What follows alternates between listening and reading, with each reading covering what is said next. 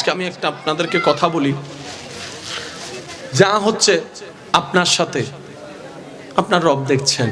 আপনার চাচা জ্যাঠা মামারা কি করছে, বড় লোকলা কি করছে দেখছেন। আপনি এটা মনে করেন না যে আপনার কেউ নাই, যিনি থাকার উনি আছে। উনার নজর না থাকলে তো নিঃশ্বাসটা চলতো না, উনার নজরটা না থাকলে তো খাওয়ার স্বাদ বুঝতেন না, উনার নজরটা না থাকলে তো ডুবটা গোলার নিচে নামতো না, উনার নজরটা না থাকলে খাবারটা তো ভাইয়া হজম হতো না। উনার নজর আপনার দিকে আছে, উনি আপনার শত্রুদেরকে সময় দিচ্ছেন আর এদিকে আপনার ধৈর্যের পরীক্ষা নিচ্ছেন। এক কাজে দুই কাজ, আপনার শত্রুদেরকে সময় দিচ্ছেন আর আপনাকে পরীক্ষা নিচ্ছেন। এবার আপনি বলবেন আমার তো কোনো অপরাধ নাই, বিনা অপরাধে সাজা কেন? তাইলে তো আপনার জন্য ডবল শুকরিয়ার বিষয়।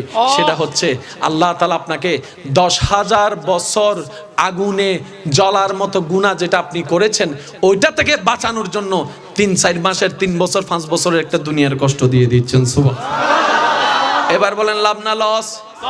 জোরে বলেন লাভ না লস? আরো জোরে বলেন লাভ না লস?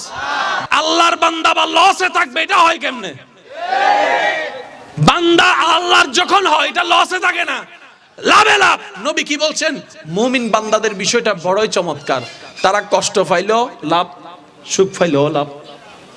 ইয়া রাসূলুল্লাহ, বিষয়টা তো বুঝলাম না। বলে যে তারা সুখে থাকলে শুকরিয়ার মধ্যে লাভ নাই, আর কষ্টে থাকলে ধৈর্য দিয়ে লাভ নাই। লস বলতে কোনো শব্দ? জোরে বলেন লস বলতে কোনো শব্দ? এবার ইমাম হোসেনের জীবনীকে সামনে রাখেন, হাজার বিপদ যা ইমাম হোসেনের উপর গিয়েছে তার 100 ভাগের 1 ভাগের কষ্ট আমাদের জীবনে হয় নাই। জোরে বলতে হবে আমাদের জীবনে, আমাদের জীবনে। ইমাম হোসেনের জীবনের পরীক্ষার সামনে আমাদের জীবনের পরীক্ষা কষ্ট কিচ্ছুই না। ইমাম হোসেন আমাদেরকে শিক্ষা দিয়েছেন কি? কই যাই হোক তুই চিন্তা করলেও পাল্টাবে না, মন খারাপ করলেও পাল্টাবে না, এটা তুই বুঝে নে।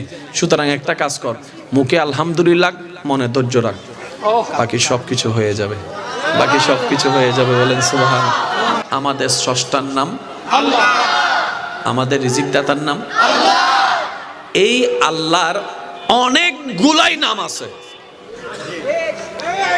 রহমান, রহিম, গফফার, সত্তার, খালিক, মালিক। সুবহানাল্লাহ জোরে বলবেন না? জুল জালালি ওয়াল ইকরাম। কে? কে? কে? মনে রাখবেন ভাই, রহমান আল্লাহ।